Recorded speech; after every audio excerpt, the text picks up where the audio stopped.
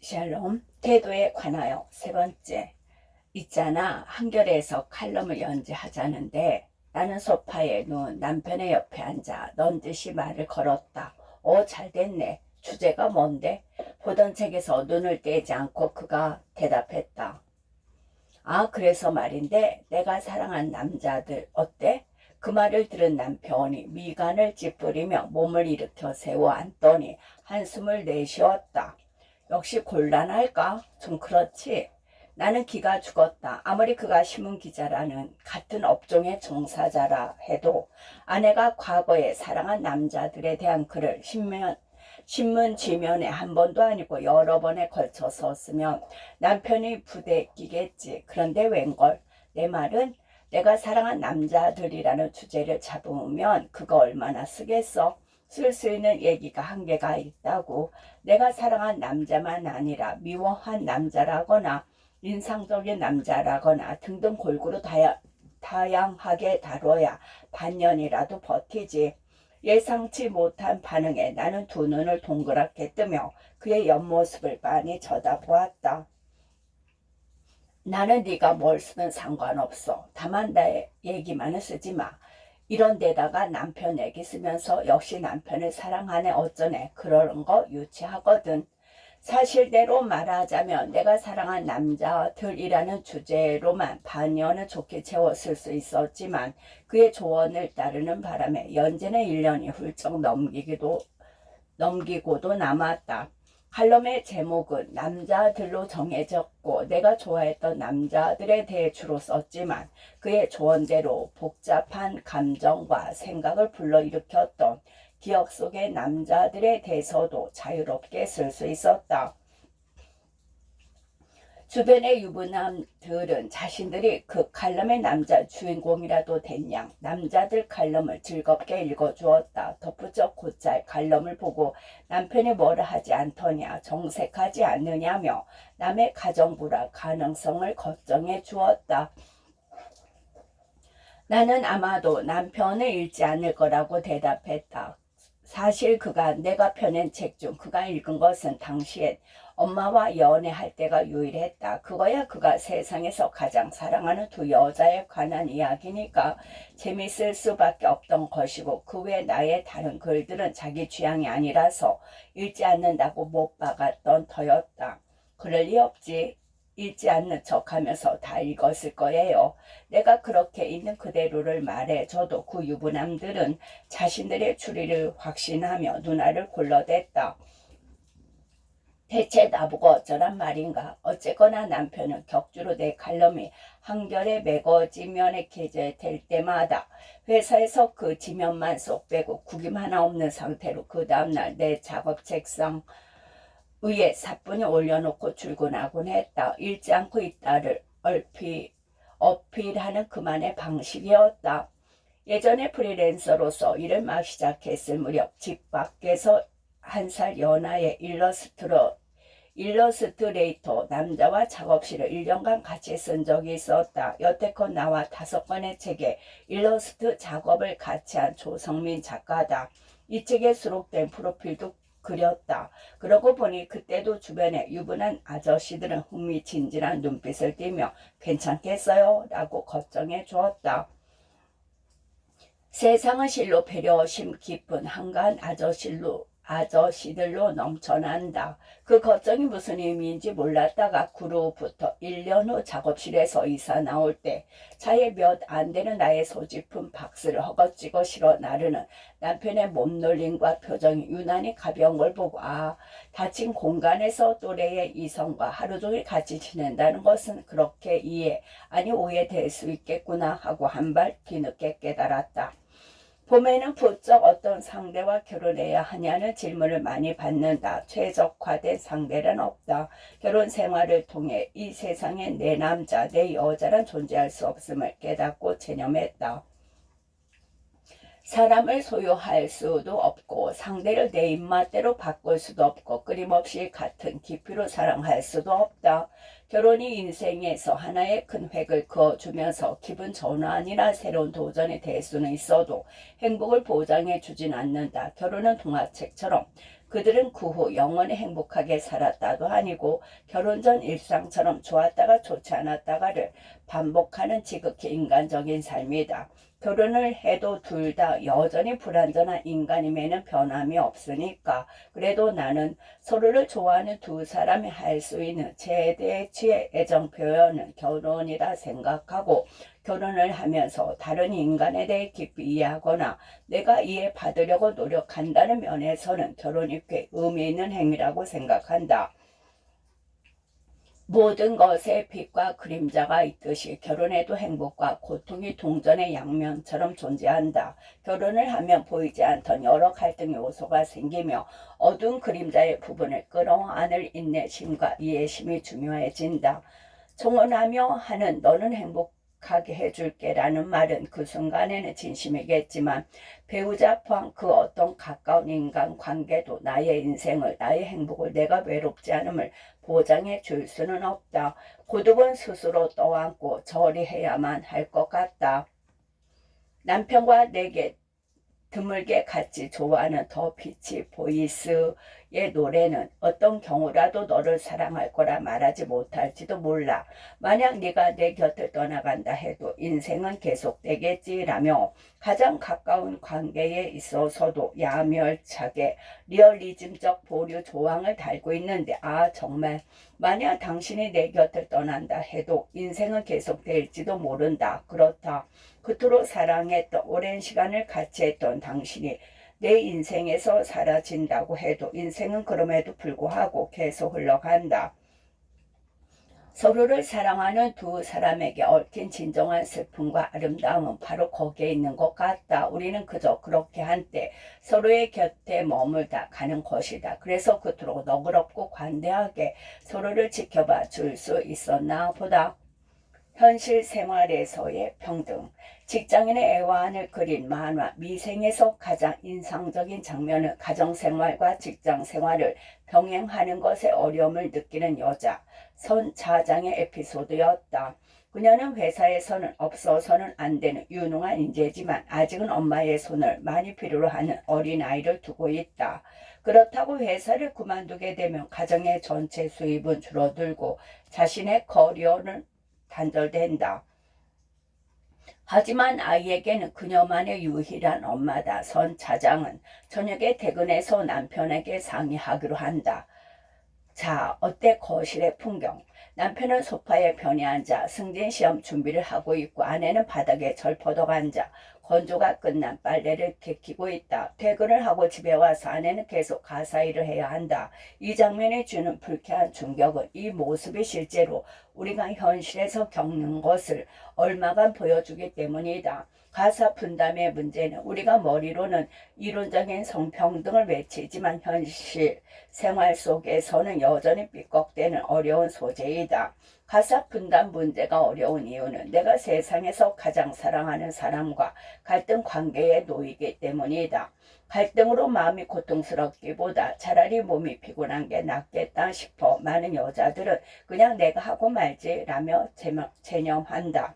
내 남편은 30 중반 나이에 결혼하기 전까지 가사일에 손 하나 까딱하지 않았던 남자다. 위로 착한 누나 셋, 그리고 아들을 끔찍히 사랑하는 헌신적인 어머니와 아버지가 계시다. 반면 나는 고등학교 때부터 아르바이트로 생활비를 보탰고 대학 이후로는 자취한 시절이 길었다.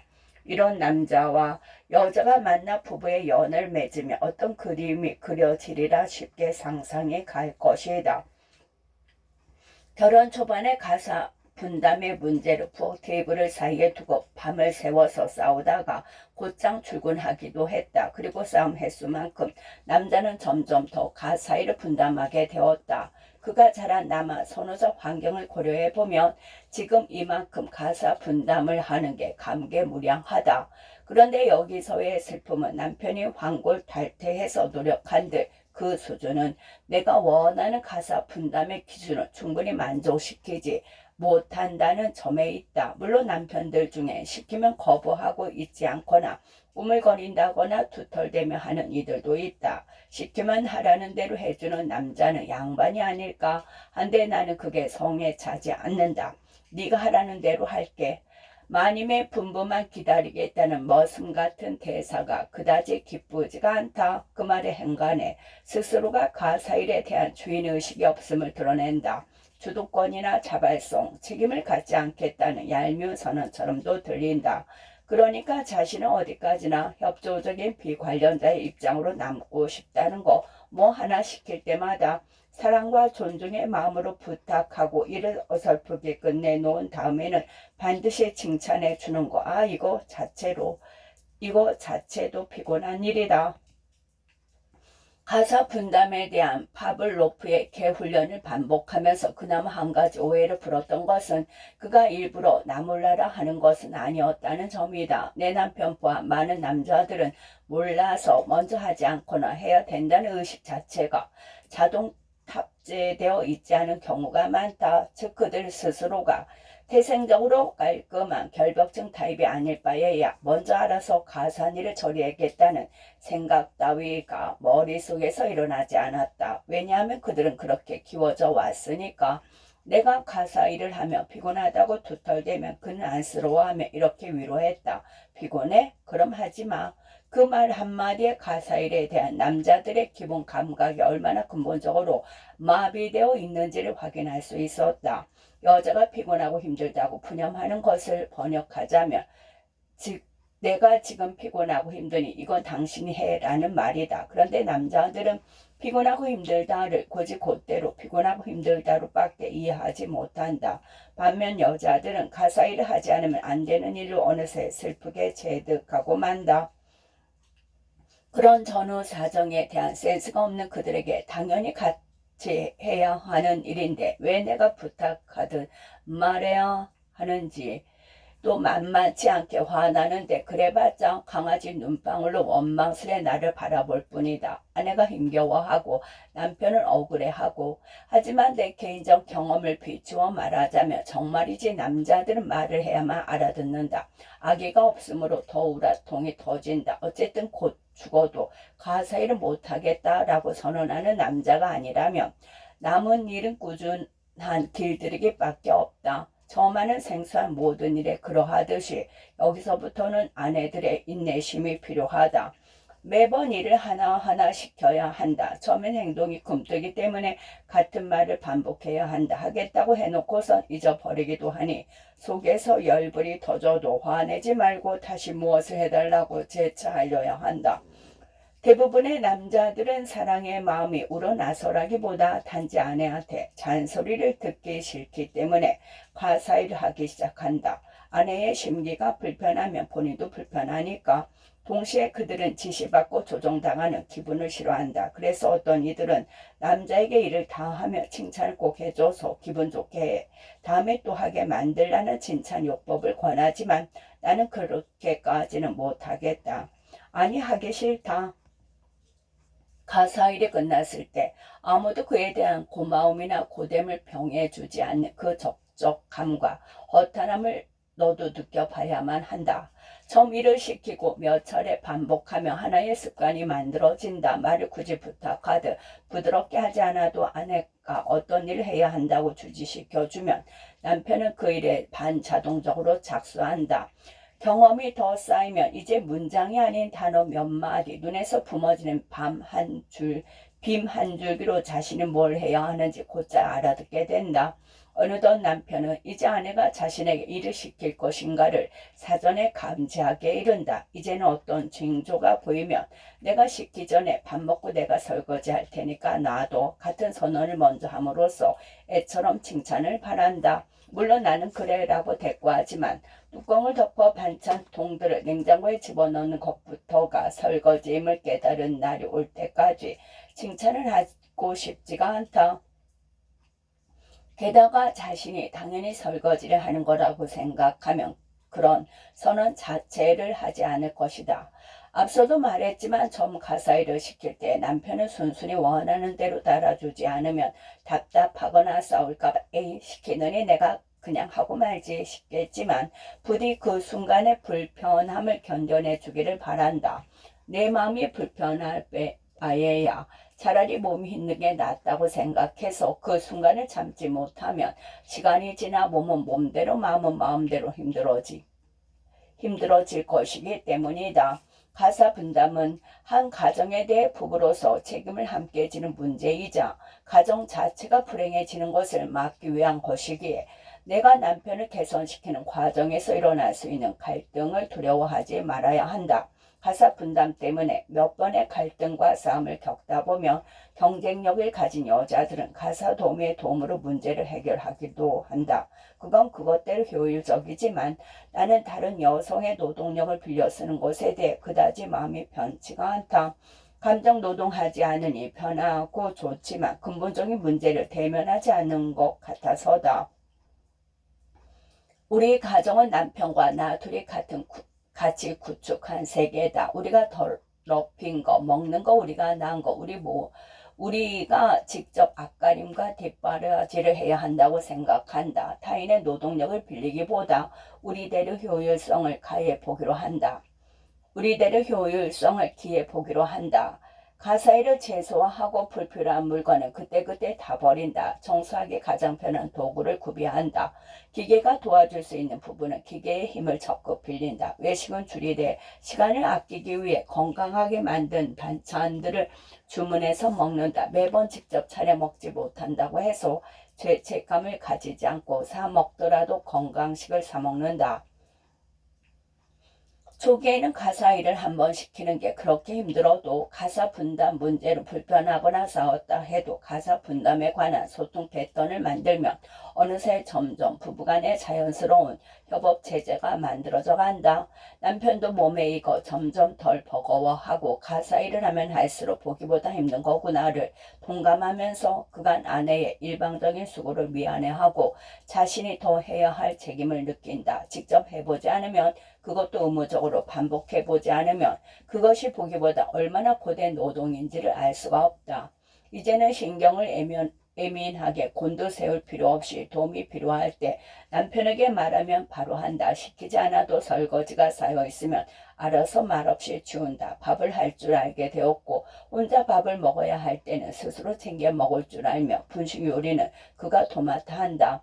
아직 내가 하는 가사의 양에는 미치지 못하지만 그가 점서 있던 장소에서 아주 멀리 걸어온 점만큼은 인정하고 싶고 조직에 묶이지 않은 내가 시간을 좀 더 유통성 있게 써서 틈을 메꾸면 된다고 생각한다. 평등의 모습이 항상 5대5일 필요는 없다. 어떨 때는 1대9일 수도, 3대7일 수도, 6대4일 수도, 8대2일 수도 있다. 그가 일로 늦으면 내가 집안일을 하면 되고 내가 컨디션 난조로 쉬면 그가 아이를 챙겨 먹이면 되었다.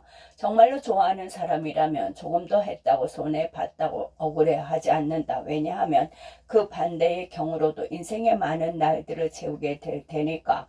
서로의 노고를 고마워하고 아무렇지도 않은 걸로 경시하지 않는 것, 그것을 받아들이기만 해도 많은 것들은 사랑으로 함께 해나갈 수가 있다. 악처를 연기할 필요도 현모양처로 무리할 필요도 없다. 인간적인 공정함과 낭만적인 관대함을 최선을 다해 양립해 나가고 싶다. 우리는 그렇게 조금씩 더 나아질 것이다. 누구나 처음엔 낯선 사람. 어느 날 저녁 산책하러 아파트 앞 횡단보도를 건너는데 외국인 청년들이 내게 다가와 도와줄 수 있겠냐고 물었다. 무슨 일이야 물으니 방금 전 택시에 카메라를 놓고 내렸다고. 나는 탑승 기록으로 택시 기사님에게 전화해서 사정을 설명했고 택시가 다시 돌아올 때까지 그들과 같이 기다려 주었다. 기다리는 동안 대화를 나눠보니 청년들은 베트남에서 왔고 얼마 전 대학을 졸업하고 여행을 온 거라고 했다. 그리고 오늘이 한국 여행의 전날, 관광지 인근이긴 하지만 어머니 죽다간 이 동네에 무슨 일로 왔냐고 물으니 맛집으로 알려진 식당에 일부러 멀리서 택시를 타고 찾아왔는데 막상 가보니 자리가 없었다고 했다. 탑승했던 택시가 다시 돌아와 카메라를 무사히 되찾은 후 나는 원래 그들이 가려던 식당의 예산 수준과 비슷하면서도 더 맛있는 식당까지 직접 데려다 주었다. 청년들의 시무룩하고 근심 어린 표정은 어느덧 활짝 펴 있었다. 서촌으로 이사 와서는 이렇게 낯선 사람들의 도움을 요청하는 경험이 적지 않다. 지난주엔 동네 거래 은행에 갔다가 창구 여자 행원의 안색이 좋지 않아 안부를 물으니 급차한 것 같다고 했다. 나는 그의 엄지와 검지 사이를 세게 지압하고 등을 마사지하는 등 응급처치를 하고 아마도 자리를 비우기 힘들 그를 위해 근처 약국에 가서 소화제를 사다가 건네주고 나왔다. 지지난주 화요일인가 상점 문들이 모두 닫힌 서쪽 옥인동 골목에서 일본인 여행객 둘이 망연자실해하며 어쩔 줄 몰라 하길래 이 동네는 주로 화요일에 가게들이 문을 닫는다고 말해주고 대신 수성동 계곡으로 안내해줬다. 두 사람은 시끌벅적한 관광 명소들만 돌아다니다가 이렇게 호젓한 장소에 와서 너무 좋다며 행복한 표정으로 산책을 즐겼다. 그 전에 한 번은 서울경찰청 앞을 지나가다가 원피스 뒤 지퍼에 문제가 생겼는데 손이 안 닿아서 곤란해하는 한 여자분에게 도움을 주었다. 이런 맥락 없는 얘기들을 늘어놓는 것은 내가 친절한 사람이라는 말을 하기 위해서가 아니다. 부담 없이 누군가에게 도움을 주는 일은 참 좋고 기쁜 일이라는 거. 지금 우리 가까이에 있는 모든 사람들은 누구나 처음에 낯선 사람이었다는 거. 그때 만난 베트남 청년 중 한 명인 뱀에게 나는 소셜미디어 계정으로 작은 메시지를 남겼다. 아까 그 장소에 때마침 내가 있어 너를 도울 수 있게 되어 참 기뻐. 친구와 함께 한국에서 즐거운 여행이 되길 바랄게. 실은 나도 너처럼 20대 때 처음 베트남을 여행했고 그때 깊은 인상을 받았어서 다시 한번 대학 졸업을 축하하고 앞으로의 날들을 축복할게. 메시지를 받은 그는 막막했던 그때 당신을 만날 수 있어 운이 좋았다고 언젠가 베트남에서 또 만날 수 있기를 바란다며 다정하게 예의 바르게 회신을 남겨주었다. 기억은 1990년대 말로 거슬러 올라갔다. 당시 부모님은 베트남 하노이에 공무로 체류하고 있었고 나는 절친한 친구와 함께 부모님을 뵈러 전 베트남을 방문했다. 국가 간 수교가 되어 있었지만 그때는 지금과는 달리 한국인의 베트남 여행이 아직 자유롭지 못한 시절이었다. 우리는 대부분의 외출을 부모님과 함께 하거나 안전한 관광 명소 정도로만 국가 안에서 다녔는데 어느 날 갑갑해진 친구와 나는 현지인들 전용 재래시장으로 슬그머니 들어가 구경을 하다 우리가 한국인인 걸 알게 된 한 상인 할머니에게 욕설과 함께 물벼락을 맞았다. 순간 깜짝 놀랐지만 희한하게도 기분이 나쁘거나 억울하지는 않았다. 베트남 전쟁에서 한국이 어떤 입장을 취했는지 알고 있었기 때문이래라. 베트남 청년에게 언급했던 깊은 인상이란 바로 이런 상황이었다. 당시 내가 느낀 베트남 사람들의 자부심과 돈을 쓰는 외국인에게 결코 잘 보일 이유가 없다는 듯한 꼿꼿함은 다른 동남아시아 국가에서 쉽게 보지 못한 강한 인상을 남겼고 대단하다고 느꼈다. 그날의 경험은 훗날 베트남 전쟁에서 한국군이 민간인 마을에서 취한 슬픈 행동에 대한 공부를 이어졌다. 우연히 만난 베트남 청년들을 향한 약간의 친절은 아마도 그때 찬물 세례를 받고 느낀 조용한 깨달음에 대한 고마움 때문일지도 모른다. 그러고 보니 위에서 언급한 일련의 친절도 실은 단순한 친절 너머의 원인이 있었던 것 같다. 나 역시도 오랜 시간 앉아서 생각을 쥐어짜는 일을 하다 보니 걸핏하면 제기를 달고 살았다. 급체의 괴로움과 해결책을 그 누구보다도 잘 알게 도우려는 행동이 절로 나왔다. 외국 여행을 다니다가 길을 헤매거나 답답한 상황에 처할 때마다 나는 현지 주민들의 도움을 받아왔다. 하물며 어릴 적 미아가 되었을 때도 부모님이 찾으러 올 때까지 한 여자분이 나를 반나절 넘게 돌보아 주었다. 평소 치마를 전혀 입지 않으니 치마 지퍼 문제는 없었지만 화장실에서 갑자기 곤란했던 적 여자라면 누구나 한 번쯤 있지 않은지 그때마다 단지 같은 여자라는 이유만으로 모르는 여자들과 필요한 물건을 서로 나눴다. 누구나 처음엔 낯설어도 어떤 마음들을 연결되고 전달된다. 누구나 처음엔 낯설어 어떤 마음들은 연결되고 전달된다. 목수와의 하루. 거실에 놓인 커다란 나무 테이블을 큰마음 먹고 사기로 했다. 집에서 원고 작업을 할 때 쓸 요량이었다. 가구는 한 번 들이면 쉽게 물리지 못한다. 비싸기도 해서 한 번 사면 오래 쓸 수 있는 좋은 재질의 물건이어야 한다. 공산품보다 목수나 가구 디자이너가 직접 만든 세상에서 다 하나밖에 없는 나무 테이블을 원했다. 집요한 검색 끝에 네 군데의 가구 스튜디오를 골랐다. 원목으로 만든 제품이기 때문에 나무의 결과, 재질, 무늬 등이 하나하나 다 다를 수밖에 없어서 직접 발품을 팔아 가구를 보러 다니는 수밖에 없었다. 아담한 가구 쇼룸 형태로 된 두 군데를 먼저 돌고 두 군데만을 남겨두고 있었다. 그중 한 곳, 주소대로 찾아가니 가구 전시장처럼 생긴 곳은 보이지가 않았다. 간판조차 없었다. 물어보려고 문을 반쯤 열려있던 가게에 고개를 들여 밀었더니 가구 공방이었다. 제대로 찾아온 것이었다. 정신없이 나무에 톱질을 하던 낡은 티셔츠 차림에 목수건을 두른 두 남자가 보였다. 최근에 만든 나무 테이블들이 한쪽에 겹겹이 세워져 있었다. 나무들의 결들은 자연 그대로의 힘찬 아름다움을 고이 간직하고 있었다. 목수들은 손님이 들어온 줄도 모르고 원목을 치수에 맞게 자르느라 영험이 없었다. 작업을 방해하지 말고 조용히 나갈까 하던 찰나 그들이 눈치를 챘다.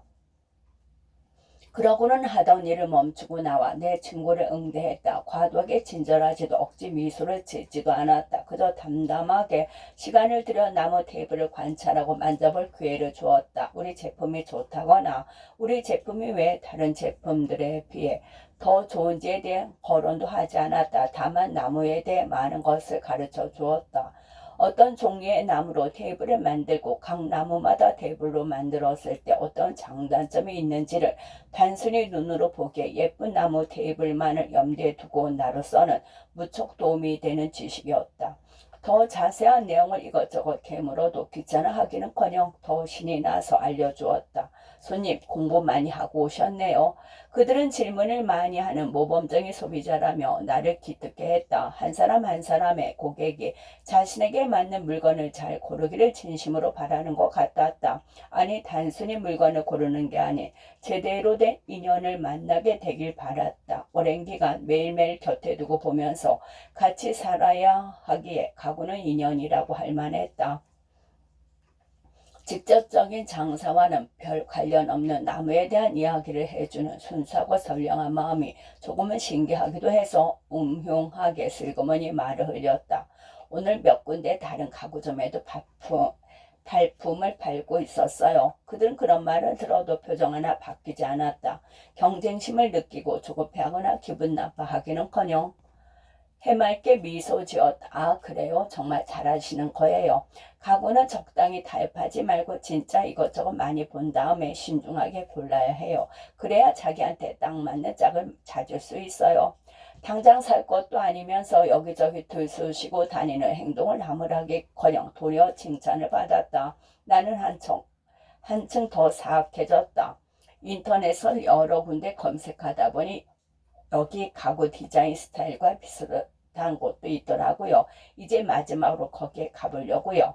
이쯤 말했으면 우리 것이 이래서 낫다. 거기까지 갈 필요 없다며 경쟁심과 조바심을 느끼거나 붙잡아 줄 만도 한데 목수 한 분이 이번에도 대언하게 미소 지으며 대답했다. 아, 거기요? 솔직히 말씀드리면 저 개인적으로는 그 집 제품을 굉장히 좋아해요. 제 느낌으로는 손님도 분명히 그 집 가구가 마음에 드실 거예요. 거기는 정말 꼭 한번 가보시고 나서 결정하셔야 해요. 이거야 원. 장사를 할 마음이 있는지 없는지 아예 다른 집 물건을 사라고 부추기는 꼴이었다. 뭐랄까 등 떠밀듯이 마지막 가구점에 가보는 수밖에 없었다. 목수분들. 내 인간미가 너무 좋아서 웬만하면 그곳에 나무 테이블을 팔아드리고 싶었는데 그런데 막상 마지막 가구점에 다다르자 나는 깜짝 놀라고 말았다. 그들의 예언대로 더없이 마음에 꼭 드는 나무 테이블을 만나게 된 것이다. 한눈에 반하게 된 나는 한치의 망설임도 없이 사기로 결정했다. 비용을 지불하고 가게를 나와서야 아까 전 그들이 한 말이 생각났다. 고마우면서도 미안했다. 어떤 물건을 살 때도 느껴보지 못한 독특한 경험이었다. 대부분 자기들 물건이 경쟁사 제품보다 낫다고 어떻게든 나를 설득하려 했다. 제품에 대해 꼬치꼬치 캐물으며 설명하기 귀찮아하는 표정이 역력했다. 다른 가게 정보를 알고 있어도 일부러 가르쳐 주지 않았다. 하지만 그 공방의 목소들은 단일 이들이 만든 가구에 대한 칭찬과 추천을 아끼지 않았다. 그들 스스로도 자신이 만들어내는 작품들에 대한 편안한 자부심이 있었기에 가능한 것이 아닐까. 그에 비하면 사람들의 느낌이 참 좋아서 웬만하면 그 집 물건을 사주고 싶었던 나의 마음은 소비자의 불수나 오만 같다는 생각이 들었다. 나무라는 자연을 일상적으로 만지고 살면 그들처럼 자연으로 돌아갈 수 있을까? 조금 더 관대하고 너그러워질 수 있을까? 장사꾼이 아닌 장인이 가진 삶의 태도에 많은 것을 느끼고 배웠던 마음이 충만했던 하루였다. 끝.